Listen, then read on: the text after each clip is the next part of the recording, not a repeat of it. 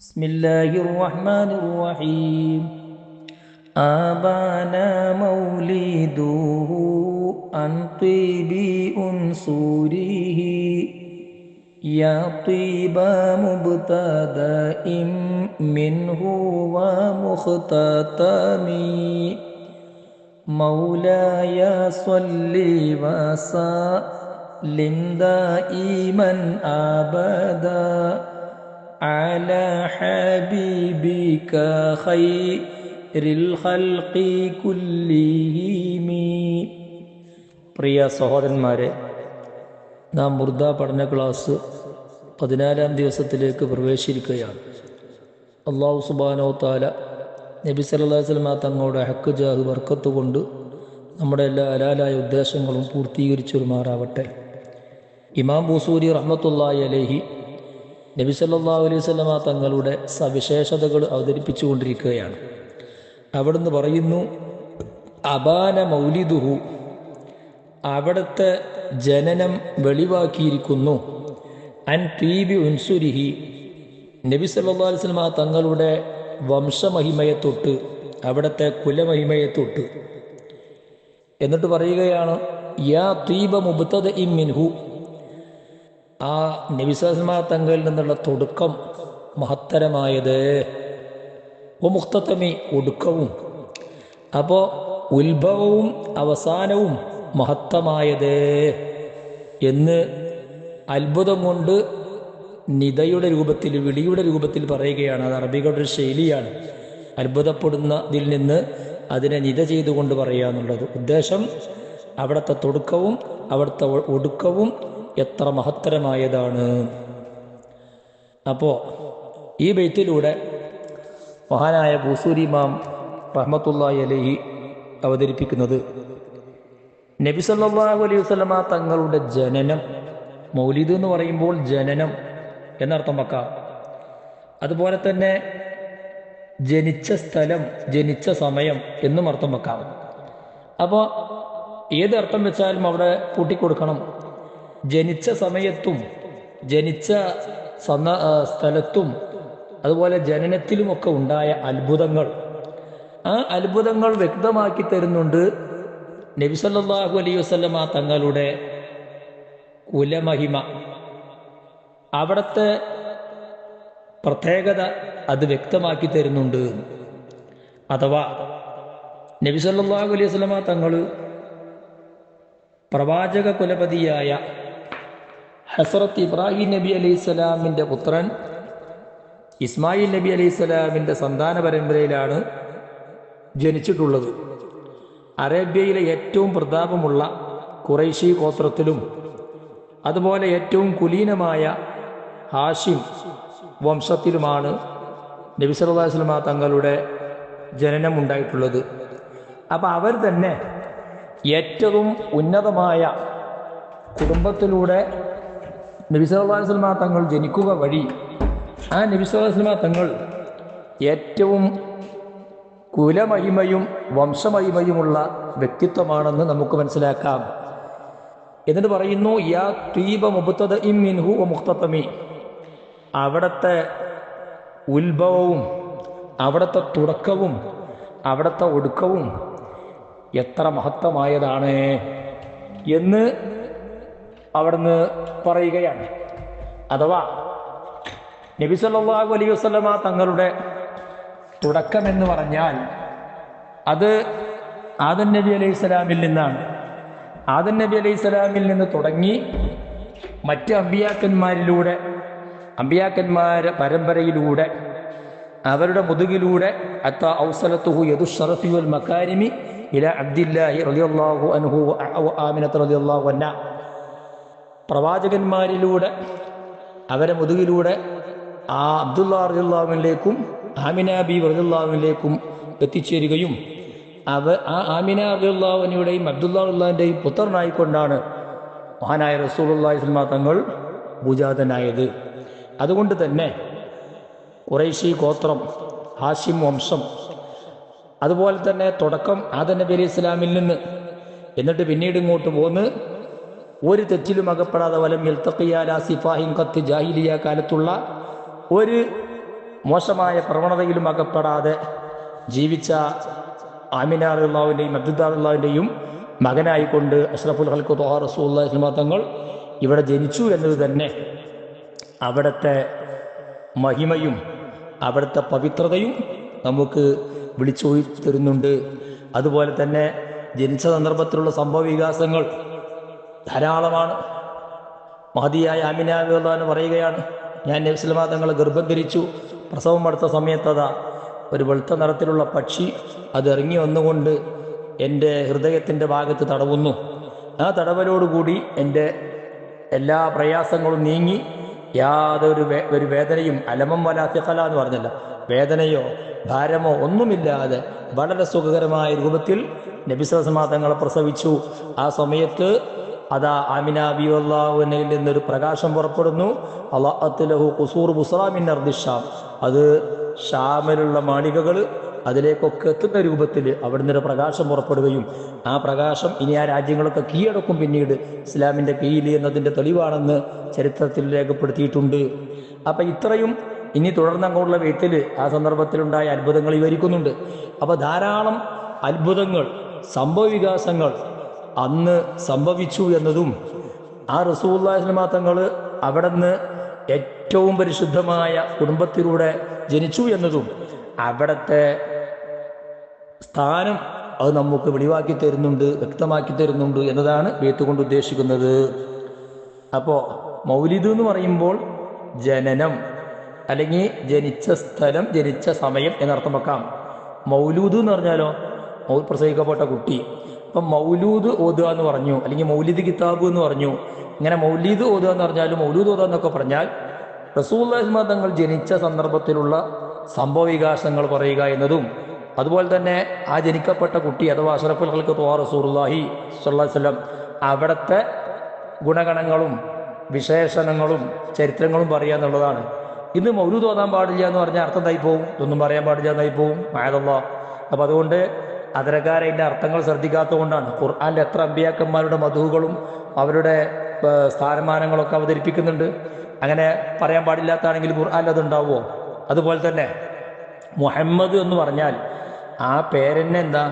ധാരാളമായി സ്തുതിക്കപ്പെടുന്ന ആൾ, ധാരാളമായി പ്രശംസിക്കപ്പെടുന്ന ആളെന്നാ. എന്തുകൊണ്ടാണ് പേര് വെച്ചത്? അതെങ്ങനെയോ വെച്ചതല്ല. അബ്ദുൽ മുത്തലിബ് എനിക്ക് അള്ളാഹുവിൻ്റെ വക്കൽ ബി ഇൽഹാമിൻ മിനല്ലാഹ്, അള്ളാഹുവിൻ്റെ വക്കൽ നിന്നുള്ള ഇൽഹാം പ്രകാരം വെച്ചതാണെന്ന് നമുക്ക് കിതാബിൽ നോക്കിയാൽ കാണാം. അപ്പം അതുകൊണ്ട് ആ പേര് തന്നെ ധാരാളം പ്രശംസിക്കപ്പെടുന്ന ആൾ, ധാരാളം മദ് ചെയ്യപ്പെടുന്ന ആൾ എന്നാണ് അതിൻ്റെ അർത്ഥം. അതുകൊണ്ട് തന്നെ റസൂലുള്ളാഹി സ്വല്ലല്ലാഹു അലൈഹി വസല്ലം തങ്ങളുടെ മദ് പറയുക എന്നതും മൗലൂദ് ഓതുക എന്നൊക്കെ പറയുന്നതും അതൊക്കെ ഈമാനിൻ്റെ ഭാഗമാണ്. എന്താണ് മൗലൂദിലുള്ളത്? സ്വലാത്താണ്. അവിടുത്തെ ഗുണഗണങ്ങൾ പറയലാണ്. ഇതൊക്കെ പറയാൻ ഖുർആൻ അനുമതി തന്നതാണ്. ഇന്നല്ലാഹു മലായികത്തു യുസല്ലൂന അലൻ നബി യാ അയ്യുഹല്ലദീന ആമനു സ്വല്ലു അലൈഹി വസല്ലിമു തസ്ലീമ. അതിന് ഇബ്നു കസീർ റഹ്മത്തുള്ളാഹി അലൈഹി കൊടുത്ത ഒരർത്ഥം, അല്ലാഹു തആല നബി സ്വല്ലല്ലാഹു അലൈഹി വസല്ലം തങ്ങളെ പുകഴ്ത്തുന്നുണ്ട്, മലക്കുകളുടെ ഇടയിൽ വെച്ചുകൊണ്ട് അവിടുത്തെ പ്രശംസ പറയുന്നുണ്ട്. അതുകൊണ്ട് മുഅ്മിനീങ്ങളെ നിങ്ങളും വാഴ്ത്തണം പുകഴ്ത്തണം എന്ന് പറയുമ്പോൾ അതെന്നും പറയാം, എപ്പോഴും ആകാം. അത് റബീഉൽ അവ്വൽ 12 മാത്രം പാടില്ല എന്ന് പറയുന്നത് അതൊരു ദുഷ്ടബുദ്ധിയാണ്. അത് റബീഉൽ അവ്വൽ 10 പറ്റും, 12 പറ്റും, 1 മുതൽ 30 വരെ പറ്റും, അല്ലാത്ത മാസങ്ങളിലും പറ്റും, എപ്പോഴും പറ്റും. കാരണം എപ്പോഴും റസൂലുള്ളാഹി സ്വല്ലല്ലാഹു അലൈഹി വസല്ലം തങ്ങളെ പ്രശംസിക്കേണ്ടതും അത് ചെയ്യേണ്ടതുമാണ്. അതുപോലെ തന്നെ ഖുർആനിൽ അള്ളാഹുവിൻ്റെ ഫദ്ല് കൊണ്ടും റഹ്മത്ത് കൊണ്ടും ആ മുഅ്മിനീങ്ങൾ സന്തോഷിക്കട്ടെ എന്ന് പറയുമ്പോൾ റസൂലുള്ളാഹി സ്വല്ലല്ലാഹു അലൈഹി വസല്ലം തങ്ങൾ ഒമാ അർസൽനാക ഇല്ലാ റഹ്മത്തൽ ലിൽ ആലമീൻ ആണ് ഖുർആൻ എന്ന് വ്യക്തമാണല്ലോ. അപ്പോൾ അള്ളാഹുവിൻ്റെ റഹ്മത്ത് കൊണ്ട് സന്തോഷിക്കണമെന്ന് പറയുമ്പോൾ ഇനി അതിന് വേറെ തഫ്സീർ തരേണ്ട കാര്യമില്ലല്ലോ. ഒമാ അർസൽനാക ഇല്ലാ റഹ്മത്തൽ ലിൽ ആലമീൻ റഹ്മത്താണെന്ന് പറഞ്ഞതാണ്. ആ സന്തോഷിക്കൽ എപ്പോഴും ആകാം, എന്നും ആകാം, എന്നും സന്തോഷിക്കുകയും വേണം. എന്നാൽ റബീഉൽ അവ്വൽ 12 മാത്രം അത് പാടില്ല എന്ന് പറയുന്നത് എന്തുകൊണ്ടാണ്? അതൊരു വാശി പറയുക എന്നല്ല എന്താണ്? അപ്പോൾ ഖുർആനിൽ പൊതുവായി പറഞ്ഞ സ്വലാത്ത് എല്ലാം പറഞ്ഞു, അതുപോലെ റസൂലുള്ളാഹിന്റെ റഹ്മത്ത് കൊണ്ട് സന്തോഷിക്കാൻ പറഞ്ഞു. ഈ കാര്യങ്ങളൊക്കെ എന്നും ചെയ്യാം. റബീഉൽ അവ്വൽ 12 നമ്മൾ 12 എടുക്കുന്നതാണ്, അന്ന് ലീവുള്ള ദിവസമാണ്. അതോടുകൂടി തന്നെ എല്ലാവരും അതിനു വേണ്ടി മാറ്റി വെക്കുന്ന ദിവസമായതുകൊണ്ട് അന്ന് നമുക്ക് പ്രത്യേകമായി പറയാനും അന്ന് പ്രത്യേകമായി റസൂലുള്ളാഹി തങ്ങളെ വാഴ്ത്തി പറയാനൊക്കെ സമയം കിട്ടും. അതുകൊണ്ട് അന്നത്തേക്കാക്കുന്ന ആ ഒരു ദിവസം കൊണ്ട് മാത്രം ചുരുക്കരുത്. അപ്പം അതുകൊണ്ട് നമ്മൾ റസൂലുള്ളാഹി തങ്ങളെ മദ് പറയാനും സ്വലാത്തു എല്ലാനും പ്രത്യേകമായി ആ ഒരു ദിവസം തിരഞ്ഞെടുത്തു എന്നതുകൊണ്ട് പ്രത്യേക കുഴപ്പമൊന്നുമില്ല. നമ്മൾ പല വാർഷികത്തിനും പല പിന്നെ പരിപാടികൾക്കും ഡേറ്റ് നിശ്ചയിക്കുന്നില്ലേ? അതുപോലെ നമ്മളന്ന് ആ കൊല്ലത്തിലൊരു പ്രാവശ്യം അത് പ്രത്യേകമായി നമ്മളന്ന് തിരഞ്ഞെടുത്തുകൊണ്ട് നമ്മൾ അന്ന് മധുകൾ പറയുന്നു, സലാത്ത് ചൊല്ലുന്നു. അതിലെന്താ കുഴപ്പം വരുന്നത്? യാതൊരു പ്രശ്നവുമില്ല. അപ്പം അതുകൊണ്ട് നമ്മൾ അന്ന് മാത്രമേ ചെല്ലാൻ പാടുള്ളൂ അല്ലെങ്കിൽ ആഘോഷിക്കാൻ പാടുള്ളൂ എന്നൊന്നും പറയുന്നില്ലല്ലോ. അപ്പം അതുകൊണ്ട് അത് 12-നാകാം 11-നാകാം. പല സ്ഥലങ്ങളിലും പല മദ്രസകളിലും അവരുടെ സമയം അനുസരിച്ചും അവരുടെ ഒഴിവനുസരിച്ചൊക്കെ അങ്ങോട്ടും ഇങ്ങോട്ടൊക്കെ മാറ്റാറുണ്ട്. ആ ദിവസത്തിൽ അല്ലെങ്കിൽ സഹി ആവുകയില്ല എന്നുള്ള അതിനൊരു പ്രത്യേകമാക്കി ഒരു പ്രത്യേക കർമ്മമായി ഇവിടെ അവതരിപ്പിക്കുന്നൊന്നുമില്ല. അതോ അല്ലാഹു തആല പൊതുവായി ആഘോഷിക്കാനും പൊതുവായി സന്തോഷിക്കാനും സ്വലാത്ത് ചെല്ലാനൊക്കെ പറഞ്ഞത് അതിൽപ്പെട്ടു റബീഉൽ അവ്വൽ 12. ഇനി പറ്റൂല എന്ന് പറയുന്നവർ അവർ പറയണം റബീഉൽ അവ്വൽ 12 നബി സല്ലല്ലാഹു അലൈഹി തങ്ങളുടെ മദ്ഹുകളും സ്വലാത്തുമൊന്നും ചെയ്യരുത് എന്ന് ഖുർആനിലുണ്ടോ, ഹദീസിലുണ്ടോ, ഖുലഫാഉർ റാഷിദീങ്ങൾ പഠിപ്പിച്ചോ, മദ്ഹബിന്റെ ഇമാമിങ്ങൾ പഠിപ്പിച്ചോ എന്ന് എതിർക്കുന്നവരാണ് പറയേണ്ടത്. അല്ലാത്ത കാലത്തോളം റസൂലുള്ളാഹി തങ്ങളുടെ മദ്ഹ് നമുക്ക് എപ്പോഴും പറയാം. അതുകൊണ്ട് അതിനൊക്കെ എതിർക്കുന്ന ആളുകൾ അവരുടെ ജൽപ്പനങ്ങൾ നാം ഉൾക്കൊള്ളേണ്ടതില്ല. പിന്നെ തുടർന്നുള്ള ബൈത്തിൽ നബി സല്ലല്ലാഹു അലൈഹി തങ്ങൾ ജനിച്ചപ്പോഴുണ്ടായ അത്ഭുതങ്ങൾ പറയുന്നുണ്ട്. അപ്പോൾ ഈ ബൈത്തിൻ്റെ അർത്ഥം എന്താണ്? അബാന മൗലിദുഹു, നബി സല്ലല്ലാഹു അലൈഹി വസല്ലം തങ്ങളുടെ ജനനം അത് വെളിവാക്കി തരുന്നു, വ്യക്തമാക്കി തരുന്നു. അൻ തീബി ഉൻസുരിഹി, അവിടുത്തെ വംശമഹിമയെത്തൊട്ട്. തീബി പറഞ്ഞാൽ അതിൻ്റെ നന്മയെത്തൊട്ട്, മഹിമയെത്തൊട്ട്. ഉൻസുറിന് സൃഷ്ടിപ്പിൻ്റെ ഘടകം, മൂലകം എന്നർത്ഥമുണ്ട്. അപ്പോൾ ഉദ്ദേശം ഇവിടെ ആ കുലമഹിമ എന്നുദ്ദേശം. യാ തീബ മുബ്തദഇൻ മിൻഹു, ആ റസൂലുള്ളാഹിയിൽ നിന്നുള്ള തുടക്കം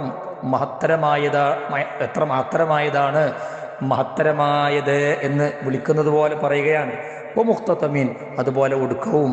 അപ്പോൾ ഒടുക്കവും അതുപോലെ തന്നെ തുടക്കവും മഹത്തരമായത് എന്ന് അതിനെ ഒരു നിത ചെയ്യുന്ന രൂപത്തിൽ അത്ഭുതപ്പെട്ടുകൊണ്ട് പറയുകയാണ്. ഉദ്ദേശം തുടക്കവും ഒടുക്കവും എത്ര മഹത്തരമാണ്. യൗമുൻ തഫറസ ഫീഹിൽ ഫുർസു അന്നഹും ഖദ് ഉൻദിറു ബിഹുലിൽ ബുഅസി വന്നിഖമി. യൗമുൻ, അതൊരു ദിവസമാണ്, ആ പ്രസവത്തിൻ്റെ ദിവസം. തഫറസ ഫീഹിൽ ഫുർസു, അന്ന് പേർഷ്യക്കാര് ശകുനം കൊണ്ട് മനസ്സിലാക്കി. അന്നഹും, അവര് കത് ഉന്തിറു, അവർക്ക് മുന്നറിയിപ്പ് നൽകപ്പെട്ടിട്ടുണ്ട്. ബിഹുലൂലിൽ ബുഅസി, വിപത്തിറങ്ങൽ കൊണ്ടും, വന്നിഖമി, അതുപോലെ തന്നെ അപകടം ഇറങ്ങൽ കൊണ്ടും. അപ്പൊ വിപത്തും അപകടവും ഇറങ്ങൽ കൊണ്ട് അവർക്ക് അന്ന് മുന്നറിയിപ്പ് നൽകപ്പെട്ടു. ഉദ്ദേശം പേർഷ്യക്കാരായ ആളുകൾ അവർക്ക് പലതരത്തിലുള്ള പ്രശ്നങ്ങളും ഉണ്ടായപ്പോൾ ഈ തുടർന്നുള്ള ബൈത്തിൽ പറയുന്നുണ്ട്. അവരെ കൊട്ടാരം തകർന്നതും അതുപോലെ അവരുടെ സൈന്യത്തിൻ്റെ സംഘടിതം അത് ശൈഥില്യമായതും ഒക്കെ തുടർന്ന് പറയുന്നുണ്ട്. അപ്പോൾ പലതരത്തിലുമുള്ള പ്രത്യാഘാതങ്ങളും പ്രതിസന്ധികളും അവർ നേരിട്ടപ്പോൾ അവർ അതിനെക്കുറിച്ച് അറിയുന്ന ആളുകളോട് അന്വേഷിച്ചു. എന്താണിങ്ങനെ? ഇവിടെ കൊട്ടാരത്തിന് വിള്ളലുണ്ടാകുന്നു, അതുപോലെ സൈന്യത്തിൽ ശിഥിലതയുണ്ടാകുന്നു, ഇങ്ങനെ തുടങ്ങി പല തരത്തിലുള്ള അപകടങ്ങളും ഉണ്ടാകുന്നു എന്ന് ബോധ്യപ്പെട്ടപ്പോൾ അവിടുത്തെ രാജാവ് നുഅ്മാൻ എന്ന് പറയുന്ന, അന്ന് അറബി രാജ്യത്തിലെ രാജാവായിരുന്ന നുഅ്മാൻ എന്ന് പറയുന്ന വ്യക്തിയിലേക്ക് പോവുകയും അദ്ദേഹത്തോട് ഈ വിഷയത്തെക്കുറിച്ചൊരു വിശദീകരണം, എന്താണ് ഒരുപാട് അപകടങ്ങളൊക്കെ സംഭവിക്കുന്നു എന്നൊക്കെ ചോദിച്ചപ്പോൾ അദ്ദേഹം അത് സതി എന്ന് പറയുന്ന വ്യക്തിയിലേക്ക് ആ കാര്യത്തെ അറിയിക്കുകയും അവിടെ നിന്ന് പറഞ്ഞു, ഇവിടെ ധാരാളം മരണങ്ങളും ഒരുപാട് അറസ്റ്റ് ചെയ്യപ്പെടലും ബന്ദികളാക്കലും ഇങ്ങനെ തുടങ്ങി ഒരുപാട് പ്രതിസന്ധികൾ ഇവിടെ ഉണ്ടാകും എന്നതിലേക്ക് സൂചനയാണ് ഇത് എന്ന് അവിടുന്ന് പറഞ്ഞു കൊടുത്തുവെന്ന് ചരിത്രത്തിൽ നോക്കിയാൽ കാണാം. അപ്പോൾ ബൈത്തിൻ്റെ അർത്ഥം യൗമുൻ, അതൊരു ദിവസമാണ്. തഫറസ ഫീഹിൽ ഫുർസു, അന്ന് പേർഷ്യക്കാർ ഫറാസത്ത് കൊണ്ടറിഞ്ഞു. തഫറസ എന്ന് പറഞ്ഞാൽ ഫറാസത്ത് കൊണ്ടറിയാന്ന് പറഞ്ഞാൽ ശകുനം കൊണ്ടറിഞ്ഞു. ചില വ്യക്തികൾക്ക് പ്രത്യേകമായി ഉണ്ടാകുന്നൊരു കഴിവാണ്. ചില ലക്ഷണങ്ങളും ചില സൂചനകളൊക്കെ നോക്കിയിട്ട് ഒരു കാര്യത്തെക്കുറിച്ച് വിലയിരുത്തി പറയാൻ കഴിയും. അങ്ങനെ കഴിവുള്ള ആളുകൾ നടത്തുന്ന ഒരഭിപ്രായ പ്രകടനത്തിലേക്കാണ് ഫറാസത്ത് എന്ന് പറയാം. അപ്പോൾ അന്ന് ഫറാസത്ത് കൊണ്ട് അവർക്ക് മനസ്സിലായി, ശകുനം കൊണ്ട് മനസ്സിലായി, അന്നഹു ഉന്തിറൂബി ഉലൂലിൽ ബൂസി വന്യഖമി, അവർക്ക് വിപത്തും അതുപോലെ തന്നെ ഭവിഷ്യത്തുകളും അപകടങ്ങളും ഇറങ്ങുന്നുണ്ട്. വിത്തിന്റെ അർത്ഥം നോക്കുമ്പോൾ യൗമുൻ ഒരു ദിവസമാണ് തഫറസ ഫീഹിൽ ഫുർസു, അന്ന് പേർഷ്യക്കാർ ശകുനം കൊണ്ട് മനസ്സിലാക്കി, അന്നഹും അവർ കത് ഉന്തിറു, അവർക്ക് മുന്നറിയിപ്പ് നൽകപ്പെട്ടിട്ടുണ്ട്, ബിഹുലൂലിൽ ബൂസി, വിപത്തിറങ്ങൽ കൊണ്ട്, വന്യഖമി, അപകടം ഇറങ്ങൽ കൊണ്ടും. വബാത ഈവാനു കിസ്റാ വഹുവ മുൻസദിഉൻ കശംലി അസ്ഹാബി കിസ്റാ വൈറ മുൽതഇമി. അന്ന് സംഭവിച്ച ചില കാര്യങ്ങൾ പറയാണ്. വബാത്ത ഈവാനു കിസ്റ രാജാവിൻ്റെ, റോം ഭരിക്കുന്ന രാജാക്കന്മാർക്ക് പറയുന്ന പേരാണ് കിസ്റ രാജാവിൻ്റെ കൊട്ടാരമായി വഹുവ മുൻസദിഉൻ, അത് വിള്ളലുള്ളതായി. ഏതുപോലെ കശംലി അസ്ഹാബി കിസ്റ രാജാവിൻ്റെ സൈന്യങ്ങൾ, ആ സൈന്യത്തിൻ്റെ സംഘടിതം അതിൽ വിള്ളലുണ്ടായതുപോലെ വൈറ മുൽതഇമി, യോജിപ്പിക്കാൻ പറ്റാത്ത വെൽഡ് ചെയ്യാൻ പറ്റാത്ത, കൂട്ടാൻ പറ്റാത്ത രൂപത്തിൽ ആ കൊട്ടാരം അത് തകർന്നു. അതുപോലെ തന്നെ ആ കിസ്റ രാജാവിൻ്റെ സൈന്യങ്ങളുടെ സംഘടിതവും തകർന്നു. ഇവ രണ്ടും കൂടി ഒരുമിച്ച് പറഞ്ഞതാണ്. എന്നിട്ട് കൊട്ടാരം തകർന്നതിനെ ആ കിസ്റ രാജാവിൻ്റെ സൈന്യങ്ങളുടെ ഭിന്നിപ്പിനോടും അവരെ ശൈത്യല്യത്തിനോടും അതിനെ സാദൃശ്യപ്പെടുത്തി പറഞ്ഞതാണ്.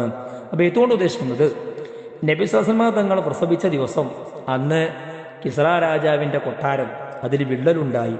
അതിൽ നിന്ന് 14 തട്ടുകൾ അടർന്നു വീണു. അതുപോലെ തന്നെ അവരുടെ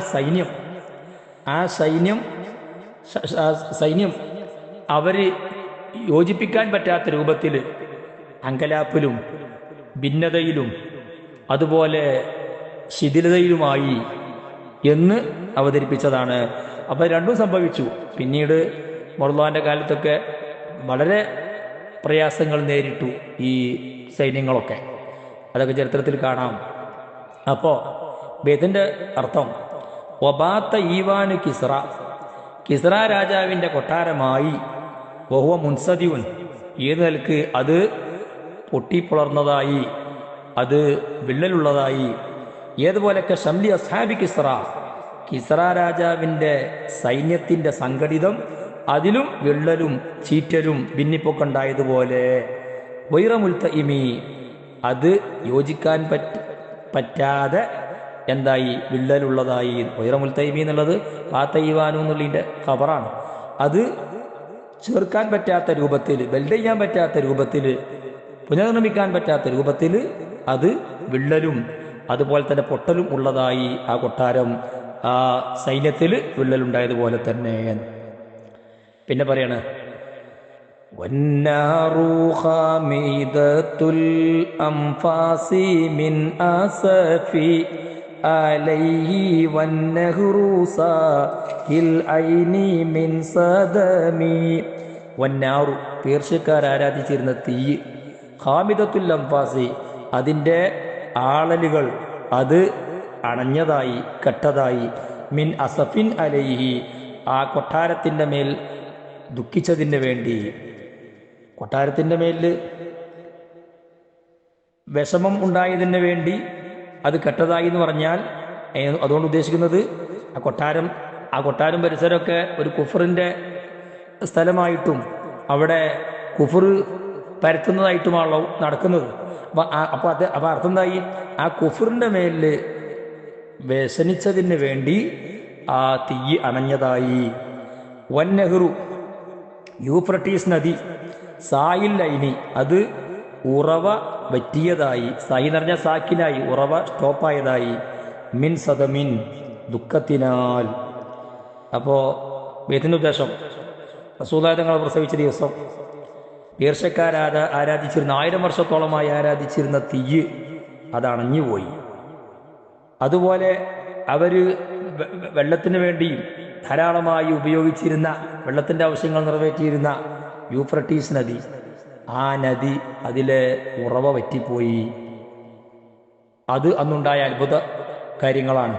അപ്പോൾ അർത്ഥം വന്നാറു, ആരാധിച്ചിരുന്ന തീയ്, ഖാമിദത്തുൽ അംഫാസി, അതിൻ്റെ ആളലുകൾ അണഞ്ഞതായി, കെട്ടതായി, മിൻ അസഫിൻ അലൈഹി, ആ കൊട്ടാരത്തിലുള്ള കുഫറിൻ്റെ മേലിൽ വ്യസനിച്ചതിന് വേണ്ടി. അസഫ് പറഞ്ഞ വ്യസനം. വന്നെഹ്റു, യൂഫ്രട്ടീസ് നദി സായിൽ ലൈനി, ഉറവ നിന്നതായി. സായി പറഞ്ഞാൽ സാക്കിനുൽ ലൈനി, അതിൻ്റെ ഉറവ നിന്നതായി, മിൻ സദമിൻ, ദുഃഖത്തിനാൽ. ആ ഈവാന്റെ കുഫറിന്റെ മേലിൽ ദുഃഖിച്ചതിന് വേണ്ടി. ലമീർ ഈവാനിലേക്ക് അലഹി എന്ന് പറഞ്ഞാൽ ആ ഉദ്ദേശിക്കുന്നത് ആ ഈവാൻ സ്ഥിതി ചെയ്യുന്ന കുഫർ, ആ കുഫറിന്റെ മേലിൽ വ്യസനിച്ചതിന്, അതുപോലെ കുഫറിന്റെ മേലിൽ ദുഃഖിച്ചതിന് ആണ് ഈ കാര്യങ്ങളൊക്കെ ആ തീയിൽ നിന്നും അതുപോലെ നെഹ്റിൽ നിന്നൊക്കെ സംഭവിച്ചത്. അഥവാ അല്ലാഹു തആല ഈ തീനിക്കും ഈ നദിക്കൊക്കെ കഴിവ് കൊടുത്താൽ അതൊക്കെ കഴിയുമല്ലോ. ഏത് വസ്തുവും അല്ലാഹു തആലാനെ വാഴ്ത്തുന്നുണ്ട്. അപ്പോൾ നിർജീവമായ വസ്തുക്കൾക്കും അല്ലാഹു തആല കഴിവ് കൊടുക്കുകയും അവരുടെ തസ്ബീഹ് എന്ന് പറഞ്ഞല്ലോ, നിങ്ങൾക്ക് അതിൻ്റെ തസ്ബീഹ് മനസ്സിലാക്കാനാവില്ല, പക്ഷെ അള്ളാഹ്ക്ക് മനസ്സിലാവും എന്നതുപോലെ ഇതിന് കുഫറിന്റെ മേലുള്ള ദുഃഖവും അതുപോലെ നെഹ്റിന് കുഫറിന്റെ മേലുള്ള ദുഃഖവും അതൊക്കെ നമുക്ക് മനസ്സിലാവില്ല. പക്ഷെ നിർജീവമായ വസ്തുക്കൾക്ക് അതിലൊക്കെ ദുഃഖവും പ്രയാസവും ഉണ്ടാവും. അപ്പം അതാണ് ബൈത്തിന്റെ അർത്ഥം. ഇനി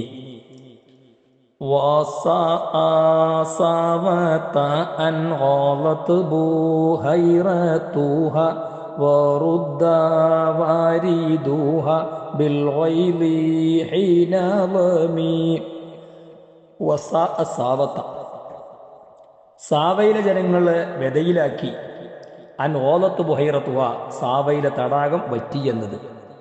വറുദ്ദ വാരിദുഹ, ആ തടാകത്തിലേക്ക് ചെന്നയാളുകളെ മടക്കപ്പെട്ടു, തിരിച്ചയക്കപ്പെട്ടു. ബിൽ വൈലി, ദേഷ്യം കൊണ്ട്, ഈനലമി, ദാഹിച്ച നേരത്ത്. ബൈത്തിന്റെ ഉദ്ദേശം സാവക്കാര് വെള്ളം കുടിച്ചിരുന്ന ബുഹൈറത്ത് എന്ന് പറയുന്ന തടാകം അത് അന്ന് വറ്റിപ്പോയി.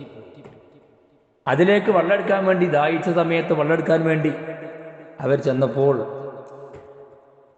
അതിൽ വെള്ളമില്ല. അപ്പം അവർ ദേഷ്യം പിടിച്ച് അവരവിടുന്ന് തിരിച്ചു പോരുകയാണ് ഉണ്ടായത്. അപ്പം ഇതും അന്ന് നടന്ന സംഭവവികാസമാണ്.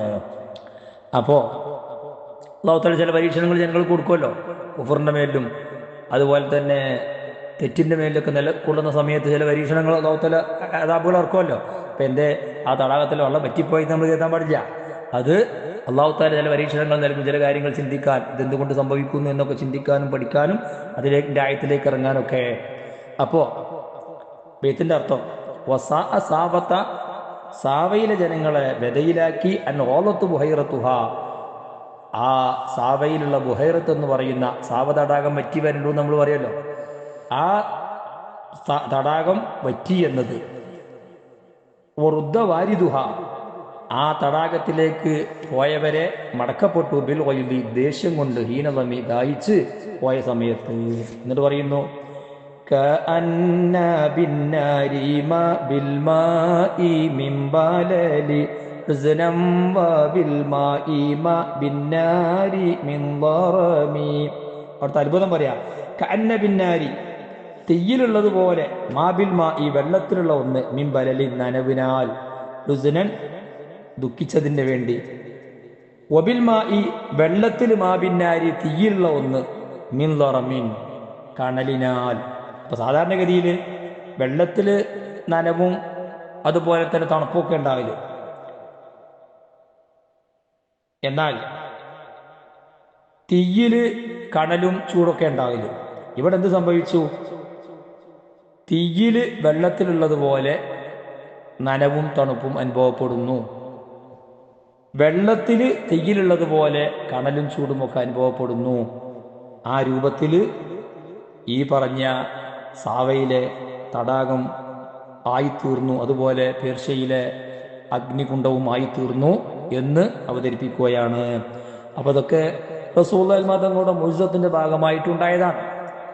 ആ ബൈത്തിന്റെ അർത്ഥം കഅന്ന ബിന്നാരി, തീയിലുള്ളതുപോലെ, മാബിൽമാ, ഈ വെള്ളത്തിലുള്ള ഒന്ന്, മിൻബലലിൻ, നനവിനാൽ, ഹുസ്നൻ, നേരത്തെ പറഞ്ഞതുപോലെ കുഫറിന്റെ മേൽ ദുഃഖിച്ചതിന് വേണ്ടി, ഒബിൽമാ, ഈ വെള്ളത്തിൽ, മാബിന്നാരി, തീയിലുള്ള ഒന്ന്, മിൻ ദറമിൻ, കണലിനാൽ, ആ ഒരവസ്ഥയിൽ ആയിപ്പോയി. അപ്പൊ ഈ പറയുന്ന ദൃഷ്ടാന്തങ്ങളൊക്കെ അഷ്റഫുൽ ഖൽഖ് ത്വാഹ റസൂലുള്ളാഹി സ്വല്ലല്ലാഹു അലൈഹി വസല്ലം തങ്ങളുടെ ജനനസമയത്ത്, ജന്നത്തിന്റെ ദിവസം അവിടെ അനുഭവപ്പെട്ടതാണ്. അപ്പൊ അതുകളൊക്കെ നമുക്ക് വ്യക്തമാക്കി തരുന്നുണ്ട്, ഇതൊരു അത്ഭുത ബാലനാണ്, ഒരു അത്ഭുതം നിറഞ്ഞ കുട്ടിയാണ്, ഒരുപാട് സംഭവവികാസങ്ങൾ ഉണ്ടാകാൻ സാധ്യതയുള്ള, ഒരുപാട് ശ്രേഷ്ഠതകൾ ഉള്ള എന്ന് മനസ്സിലാക്കി തരികയാണ്. അല്ലാഹു സുബ്ഹാനഹു വ തആല നബി സല്ലല്ലാഹു അലൈഹി വസല്ലം തങ്ങളുടെ ഹഖ് ജാഹ് ബർക്കത്ത് കൊണ്ട് നമുക്ക് ഈമാനും ഹിദായത്തും വർദ്ധിപ്പിച്ചു തരുമാറാവട്ടെ. ആമീൻ.